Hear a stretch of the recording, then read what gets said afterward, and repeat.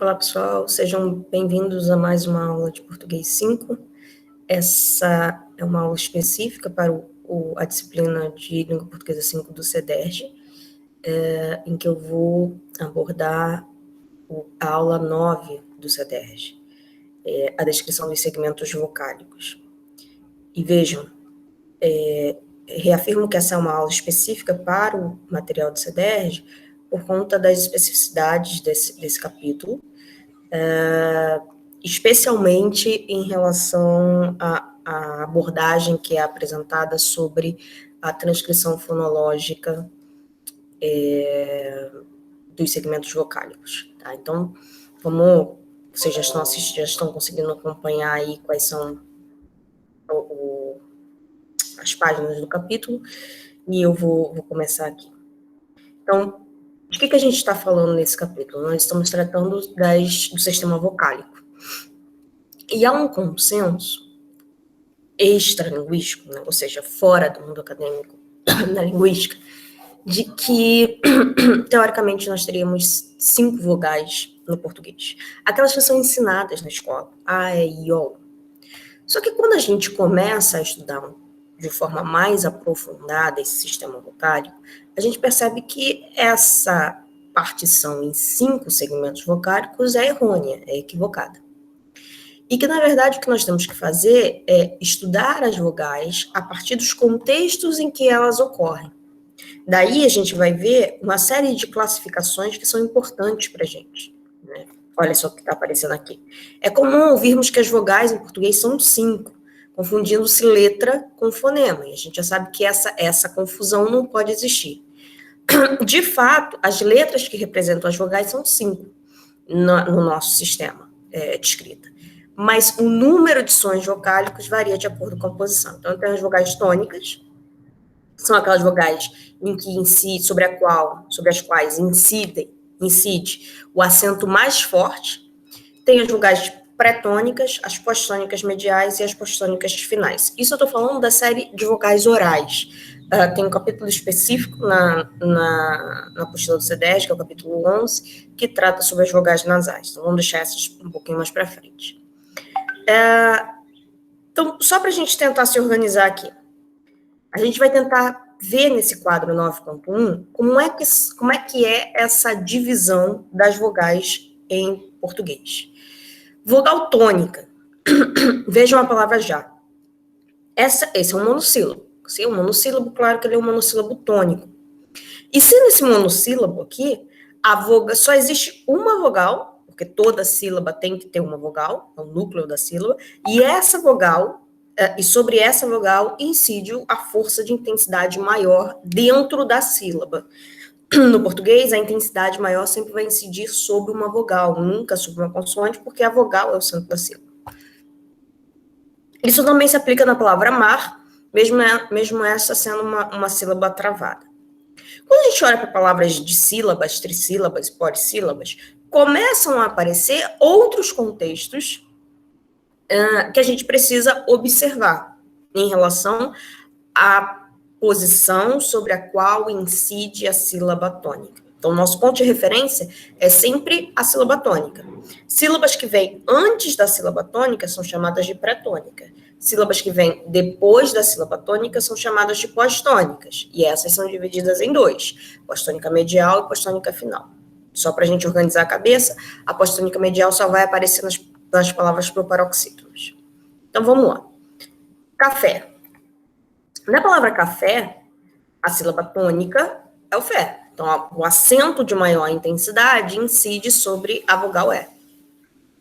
Essa sílaba K, que aparece antes da sílaba tônica, é chamada de sílaba pré-tônica. Ok? Numa palavra como Amapá, existem 2 sílabas pré-tônicas. Numa palavra como cratera, em que a sílaba tônica é o Té, existe uma sílaba pré-tônica e uma sílaba pós-tônica. Que tipo de pós-tônica ela é? Uma pós-tônica final. Numa palavra como elástico, A sílaba tônica é o lás. Então, essa é uma proparoxítona.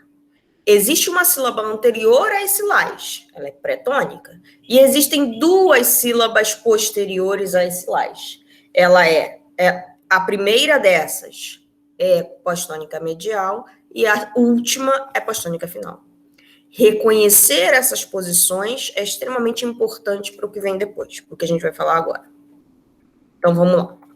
Vogais tônicas orais. As vogais tônicas orais do português são 7 e ocorrem de forma homogênea em todas as variedades do português. E elas são classificadas de acordo com alguns critérios que são articulatórios. Então, a gente tem vogal anterior e posterior, vogal não arredondada e vogal arredondada, e a questão da altura das vogais. Então, para a gente pensar em o que é uma vogal anterior e o que é uma vogal posterior, é interessante que a gente perceba o mecanismo de movimento da língua. Então, quando a gente produz uma vogal dessa série anterior, I, E, a nossa língua, ela se movimenta mais em direção à frente, próxima aos nossos dentes, do que em relação a um movimento mais posterior no nosso trato bucal. O que eu estou chamando de posterior é o movimento em relação ao véu palatino, por exemplo. Então, se a gente produz um I, reparem que a língua de vocês possivelmente está muito próxima, o ápice da língua, a ponta da língua de vocês, possivelmente está muito próxima à região dos dentes de vocês. E ela tá alta, porque essa é uma vogal alta, mas ela tá para frente. Quando a gente produz um U, a sua língua recua e ela continua alta, porque essa também é uma vogal alta. Só que aí tem a diferença muito clara entre uma vogal anterior e uma vogal posterior. Na anterior, a sua língua vem em direção à parte da frente do seu trato bucal, e na posterior, a sua língua recua em direção ao véu palatino, por exemplo. Então, I e U. Tá? Podem até exagerar que vocês vão conseguir ver melhor como é que é esse movimento. Quando há um recuo, a gente diz que essa vogal é uma vogal posterior. Quando a língua vem em direção à parte da frente da boca, do trato bucal, a gente diz que essa é uma vogal anterior. O que é uma vogal arredondada e uma vogal não arredondada? Uma vogal arredondada é aquela em que os lábios ficam, de fato, arredondados. Então, existe uma diferença entre a gente produzir, de novo, um I e um U. I, U. No I, os seus lábios não estão arredondados, eles estão mais estendidos. No U, seus lábios estão arredondados. Então, daí a gente tem a diferença entre arredondado e não arredondado. Vogais altas, médias baixas e baixas, tem a ver com a altura que a sua língua vai em cada um desses, na produção de cada um desses segmentos. A vogal mais baixa que a gente tem, em que a língua está quase numa posição de repouso, é a vogal A. Quando a gente produz um E e um I, a gente vai vendo paulatinamente, vai percebendo paulatinamente o aumento no nível da língua, o aumento na posição articulatória que esse órgão ocupa dentro do seu trato bucal para fazer a produção de determinado segmento. Tá? Então, são características articulatórias. E por que isso tudo é importante? Porque a gente consegue perceber que existem 7 vogais no sistema do português. Como é que a gente consegue, no sistema fonológico do português, como é que a gente consegue perceber isso? A gente percebe porque existem 7 pares mínimos possíveis. Então, eu posso falar daqui para cá, tá? Daqui para cá, que eu vou fazer agora. Saco, soco, soco, suco. Daqui para cá. Seco, seco, seco. Existem 7 palavras em que eu, ao trocar um único segmento, o segmento vocálico, em posição tônica, surgem significados novos. Então, eu consigo mostrar que existem, de fato, 7 fonemas vocálicos em posição tônica no português brasileiro. Deixa eu descer aqui. Bom, Agora, a gente entra na parte das vogais que não são tônicas. Então, veja, existe... A gente faz uma organização entre, primeiro, vogais tônicas e vogais átonas. Quais são as vogais átonas? Aquelas sobre as quais incide um acento de menor intensidade. Isso é um ponto importante. Sobre todas as vogais incide um nível de acento. Em uma vai incidir um nível maior, o ápice do acento num dado vocábulo, e nas outras, sobre as outras, incide um índice menor de intensidade. Então, o primeiro desses contextos que a gente vai destacar, que aí engloba as vogais átonas, é a série de vogais pretônicas.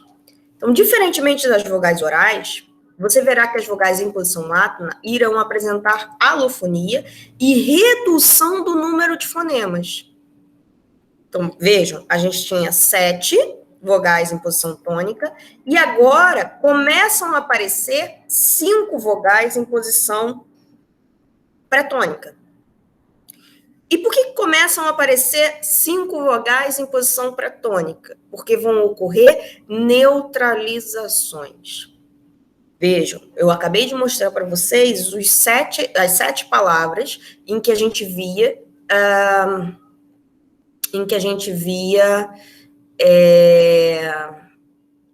os pares mínimos na posição tônica.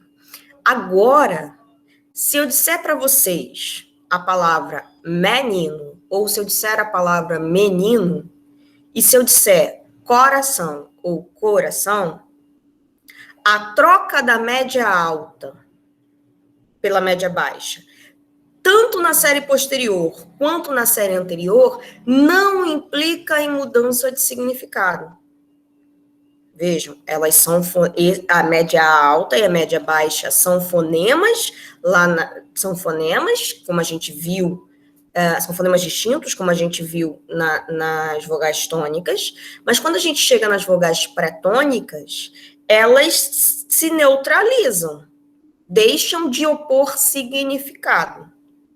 E quando elas deixam de opor significado, o quadro se reduz.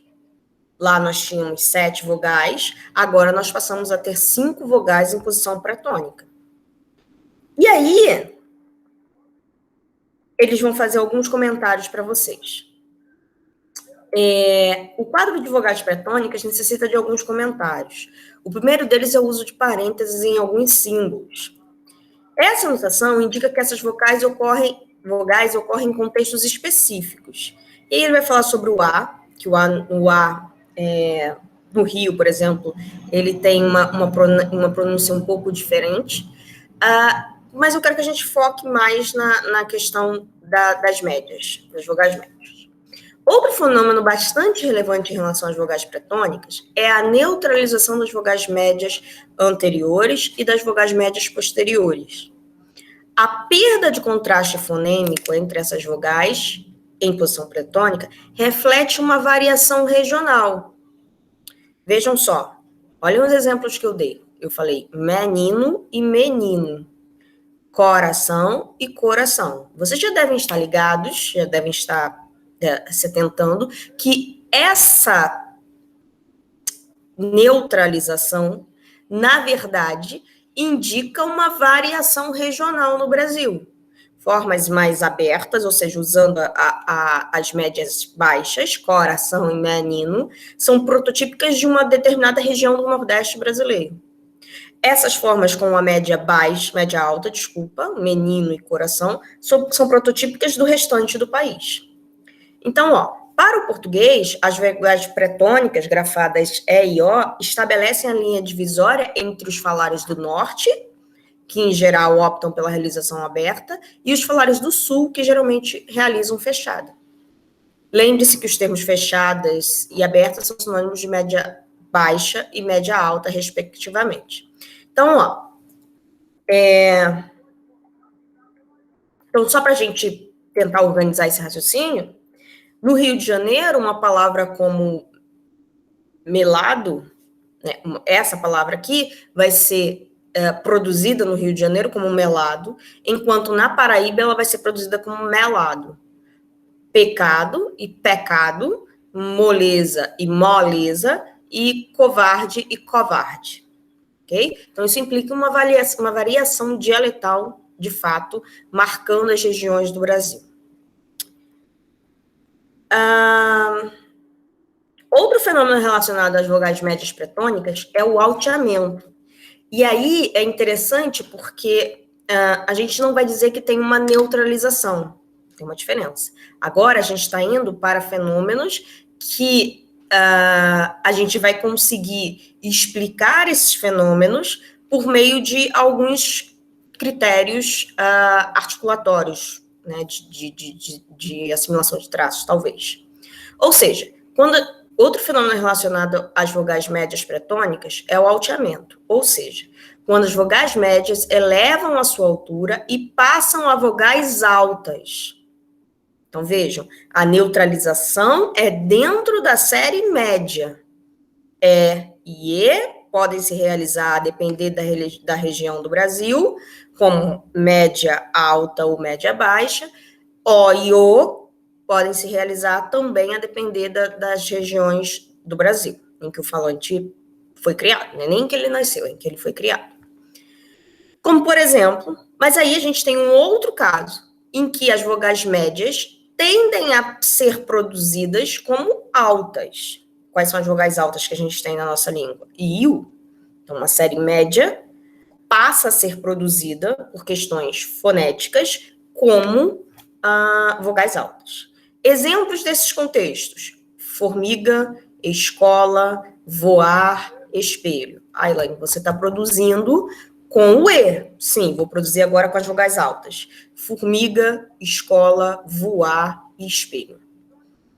Produções muito prototípicas na nossa língua e que e em que o alteamento é explicado por questões de assimilação de traços. Então, por exemplo, a presença de uma consoante sibilante aqui, em escola, em que há uma tendência, pelo menos no Rio de Janeiro, tá? Em que a gente produz isso ali como uma álveo palatal, há uma tendência ao recuo da língua. Então, pensem no seguinte: o recuo da língua, para a gente produzir um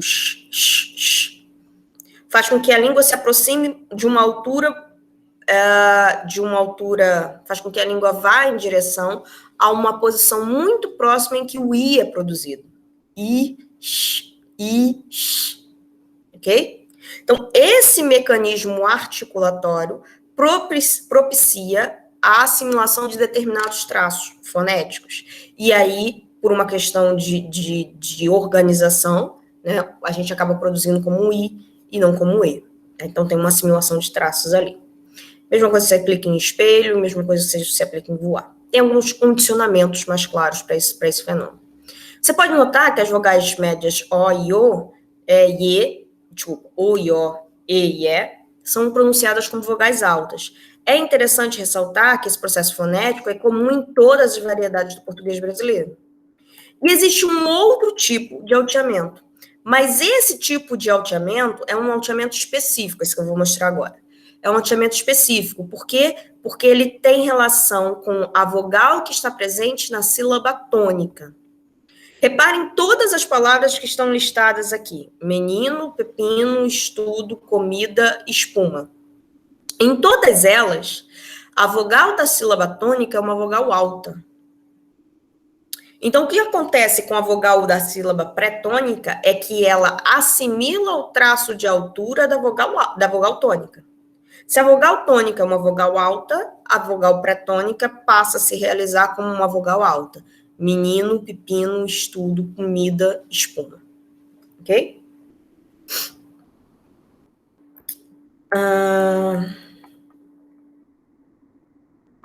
Deixa eu descer aqui.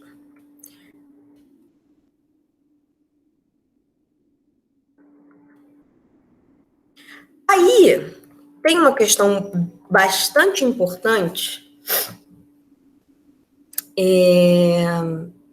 sobre a transcrição fonológica dessas vogais pré-tônicas. Porque, olhem só, no material de vocês eu coloquei um capítulo do professor Matoso Câmara Júnior, do Estrutura da Língua Portuguesa, Câmara Júnior, 1970. Em Câmara Júnior, 1970, nós temos uma proposta de transcrição fonológica diferente dessa que vocês estão vendo aqui. Porque quando acontecem neutralizações, o professor Matoso Câmara Júnior indica que devem ser representados arquifonemas. Vocês já viram alguma coisa sobre arquifonema? E quando há essa representação de arquifonema, a gente sabe que a representação torna-se por uma letra maiúscula. Então, numa palavra como menino, por exemplo, ou menino, já que E e E não mais opõem significados, eles são formas neutralizadas em posição pretônica, fonologicamente, para o professor Matoso Câmara Júnior, esse E e esse E são representados como um E maiúsculo, indicando que aquilo ali é um arquifonema. Que há ali um arquifonema porque é uma neutralização. Ocorre, entretanto, que essa classificação que o professor Matoso adota não é consensual, né? E não existe um posicionamento claro sobre essa decisão metodológica de transcrição. Então, o que é adotado dentro da apostila de vocês? Né? É adotado o procedimento de que utiliza-se as vogais médias E e O para representar os fonemas vocálicos mediais em posição pretônica. Então, olhem só o que vai acontecer. Na transcrição fonética, você tem melado ou melado. Na transcrição fonológica, vocês só vão poder transcrever com esse E aqui, quando a sílaba for pretônica, tá, gente? Estou falando de sílabas pretônicas. Covardia pode se realizar como covardia ou covardia. Vocês só vão poder transcrever como esse O aqui. Escola pode ser realizado com escola, escola ou escola. Em todos os casos, a forma que a gente vai ter para representar fonologicamente é esse E aqui. Tá? Então, prestem atenção nisso. Existe um capítulo na apostila de vocês sobre, escrito pelo professor Matoso, para que vocês tenham consciência dessas outras propostas, dessa outra proposta, né, que é uma proposta de 70, uma proposta muito importante para a descrição do português brasileiro, mas nós vamos focar em termos de avaliação que vocês adotem os critérios de transcrição estabelecidos na apostila de vocês, no material didático do CEDERJ, tá? Então, vamos procurar agora as pós-tônicas, aqui, as pós-tônicas. Então, saímos do grupo das vogais pré-tônicas e chegamos ao grupo agora das vogais pós-tônicas. O que são elas? Elas vêm depois das tônicas. E elas são divididas em dois grupos. As pós-tônicas finais, que são essas primeiras aqui que a gente vai ver. E, de novo, a gente vai encontrar a questão da neutralização. Que a gente percebe, a gente continua percebendo uma redução no quadro das vogais em relação às 7 vogais que nós percebemos na série tônica, e agora nas vogais pós-tônicas finais, efetivamente nós temos apenas 3 vogais na nossa língua, A, I e U. Então as vogais médias se neutralizam com as vogais altas, da série posterior e da série anterior, tá ok? E aí a gente tem um quadro como esse aqui, então elas estão neutralizadas. E se elas estão neutralizadas, de novo, a gente vai ter que pensar a diferença entre a proposta do professor Matoso e a proposta que é adotada aqui para vocês. Então, na transcrição fonética, a gente tem cova, lado e fale. Vejam que foneticamente a gente realiza esse O e esse E como o U, respectivamente como U e como I. Mas fonologicamente, como a apostila de vocês não está trabalhando com a marcação da neutralização, opta-se por representar fonologicamente esses segmentos como O e E. Okay? Prestem atenção nisso. Essa configuração ocorre de norte a sul. No entanto, não é categórica, ou seja, em algumas circunstâncias podem ocorrer as 5 vogais nessa posição. De acordo com o estudo de Ora, embora haja uma redução do quadro das vogais postônicas finais, é preciso levar em conta fatores dialetais como distribuição geográfica. Então, a gente tem o famoso exemplo do leite quente.